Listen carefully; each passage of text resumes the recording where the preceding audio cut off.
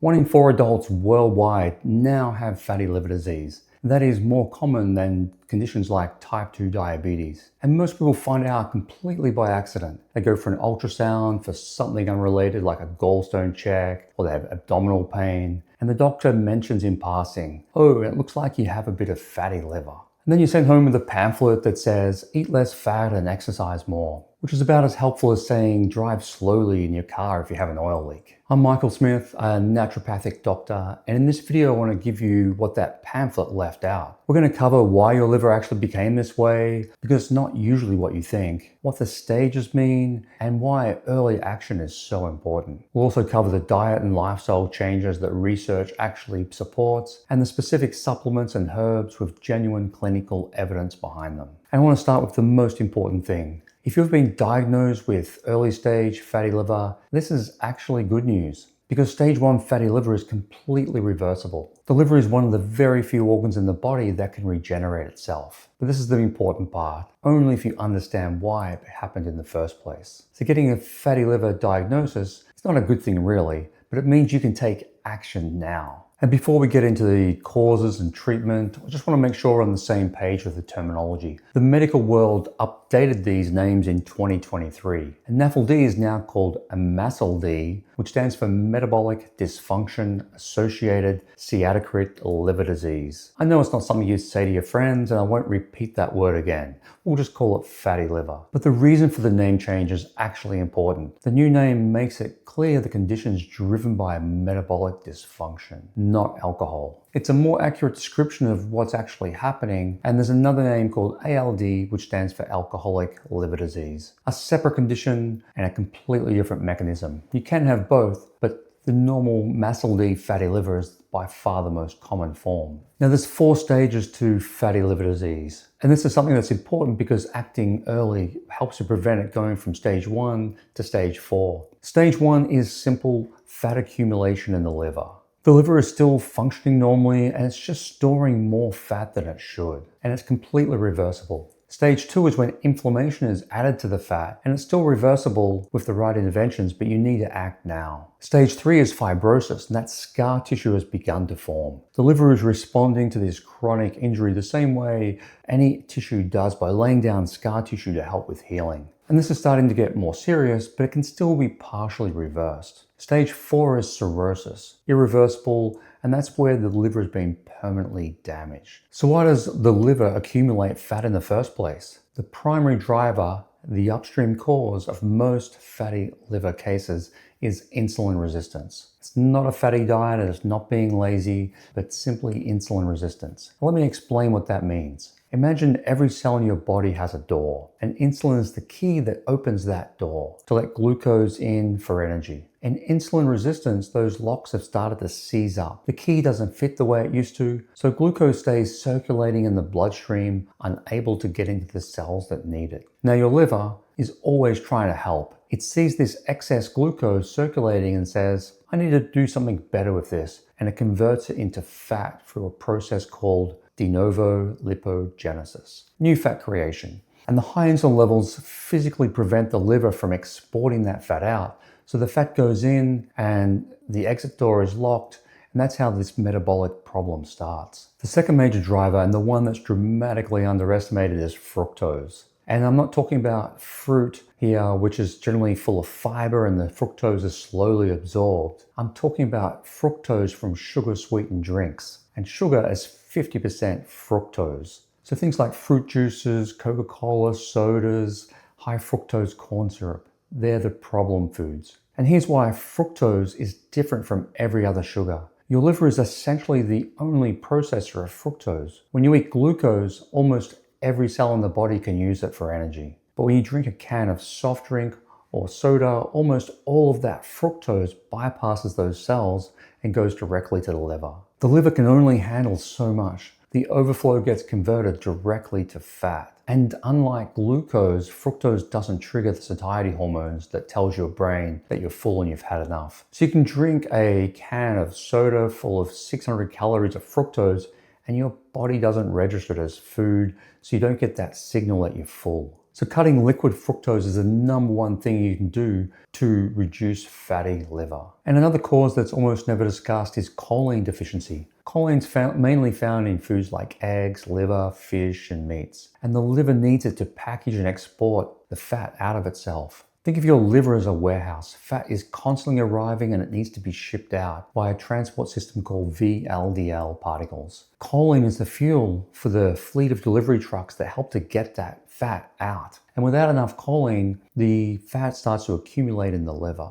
even if your overall diet is reasonably good. Vegetarians and vegans are particularly at risk because plant foods are very low in choline. Now let's address the alcohol myth, because there's a persistent belief even among doctors that fatty liver is always caused by alcohol. And if you have elevated liver enzymes, you must be drinking more than you're admitting to. And this is simply not accurate. The non-alcoholic metabolic form is significantly more common than alcohol-caused fatty liver. And the majority of people diagnosed with fatty liver don't drink excessively or even don't drink at all. Leave a comment below if you rarely drink, but your high liver enzymes left you feeling interrogated by your doctor about your alcohol intake. And the frustrating reality is that metabolic dysfunction, insulin resistance, poor diet, gut health problems, and certain medications can all cause these elevated liver enzymes, not just alcohol. Alcohol does worsen outcomes in people who do have fatty liver, so I recommend reducing or even eliminating alcohol altogether until it's addressed. Other causes of fatty liver that are worth knowing about are things like sleep apnea is strongly connected to fatty liver. Because of the repeated drops in oxygen in the night, that's creating more cortisol and insulin, which is putting stress on the liver. Hyperthyroidism, because the hormones regulate fat metabolism in the liver, and low thyroid means more fat can accumulate. Chronic stress and elevated cortisol will drive up visceral fat via insulin as well. And certain medications like corticosteroids, prednisone, methotrexate can all accelerate fatty liver disease. And the last cause that I want to mention, and this one's critical for the treatment section later, is the gut-liver connection. Your gut and liver are connected by the portal vein, and it's essentially a direct highway between each other. Everything you absorb from your gut travels along that highway to the liver first, before it reaches the rest of the body. And if your gut microbiome is out of balance, what we call dysbiosis, it produces these inflammatory compounds called endotoxins, which go straight to your liver. Chronic exposure to these compounds drive liver inflammation, even when everything else looks okay. And this is why treating the gut is often a major part in treating liver health. Let's talk about how fatty liver is properly assessed, because a lot of people have been told partial information, and the first starting point is with a blood test looking at the liver enzymes, AST, ALT, and GGT, which is often not always tested on the complete metabolic panel. And when the liver cells are inflamed or damaged, these liver enzymes will go up. But sometimes you can have fatty liver and normal liver enzymes. It's normally when the fatty liver starts to be more advanced before they start to go up. An ultrasound is the most common first-line test to detect fatty liver. The limitation is it can't reliably tell you whether fibrosis is present or not at this stage. The gold standard non-invasive test is called FibroScan. This measures both the liver stiffness, which reflects fibrosis, and also the fat content in the liver. If there's any question about what stage you're at, this test is worth asking for. And finally, a liver biopsy is the gold standard, but that is very invasive, and it's only if all the other tests are coming back inconclusive. So let's talk about what to actually eat if you have fatty liver. I'll make this practical and not just a list of liver superfoods. So the number one thing is to cut out fructose. We've already gone over how fructose is the number one enemy for fatty liver. And this is non-negotiable. You must cut out all sugar sweetened drinks. And this includes things like fruit juice. And the liver can begin showing measurable improvement in 4 to 6 weeks just from eliminating fructose. That's not months, that's weeks. That's how big of an impact fructose has on the liver. Adding extra virgin olive oil and using that as your main cooking oil can help. Multiple studies show it reduces liver fat and reduces liver inflammation. This is one of those cases where the food is genuinely therapeutic. Fatty fish, salmon, sardines, having 2 to 3 serves a week or adding a good quality EPA and DHA fish oil supplement can also help with fatty liver and inflammation. And a surprising one for many people is coffee. 2 to 3 cups of black coffee per day consistently associated with reduced risk of fibrosis. So that's not your sugar-sweetened milky coffee, but black coffee which is rich in polyphenols. And if you don't drink coffee or if you're sensitive to coffee, you can get your polyphenols elsewhere, so you don't have to start now. Cruciferous vegetables like broccoli, cauliflower, Brussels sprouts, they contain a compound called sulforaphane that directly supports phase 2 liver detoxification. Eggs, they're super rich in choline, and that's great for a fatty liver as well. And the Mediterranean diet, which is rich in olive oil, fish, vegetables, legumes, nuts, moderate grains, this is the #1 diet, more so than a low-fat diet, to improve fatty liver. And there's been a number of randomized trials showing this. Intermittent fasting, eating within like an 8-hour window or doing the 5-2 approach, has also got good evidence for treating fatty liver.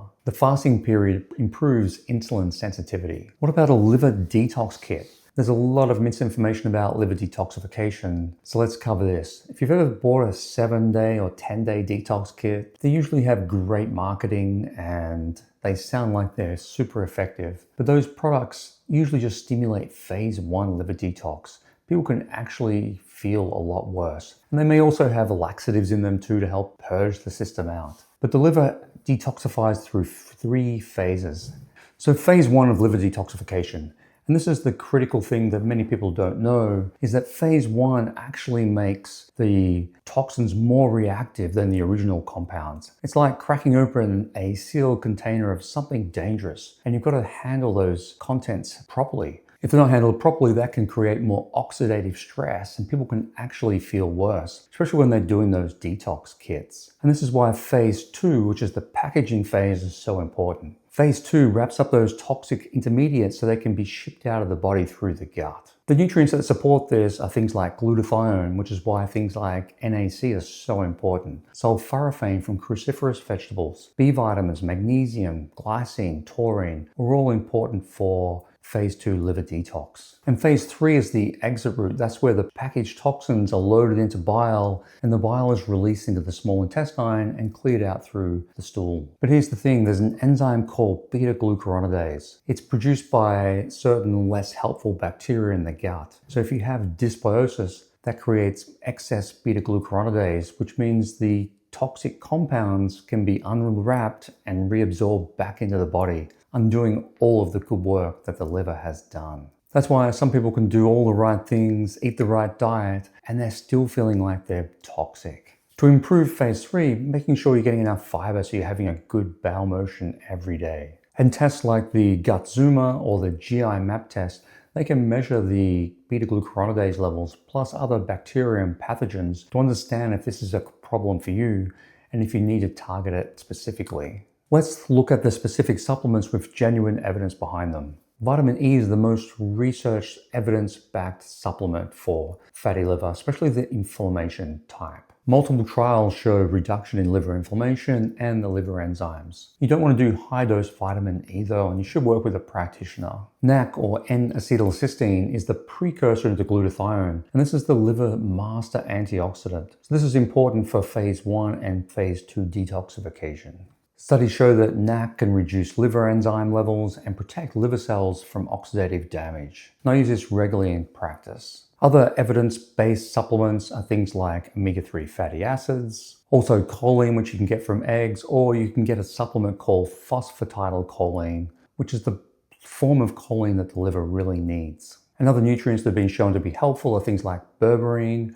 Magnesium is essential for liver function, and herbs like milk thistle, turmeric, have also been shown to help support liver health. There's a number of other herbs that can be helpful, but it's always best to work with a practitioner if you have fatty liver. With blood testing, I always recommend people get fasting insulin tested. This is something that most people don't get tested. Doctors always check glucose, but insulin resistance is the primary driver that we discussed earlier. So make sure you get a fasting insulin test, and it should be between 2 to 8, definitely less than 10, even though the reference range for insulin is 2 to 25. Check uric acid. High levels are associated with fatty liver. High levels of triglycerides are also associated with fatty liver. So it's not just the liver enzymes that you're looking for, but you want to look at these other markers too to see if you're at risk. Let me bring all of this together into a practical plan. Step 1, cut out liquid fructose from drinks. That is the #1 cause of fatty liver. This is non-negotiable if you have fatty liver, and even if you don't, you should be reducing those foods anyway or having them as treats. Step 2 is making sure you get your bowels moving daily.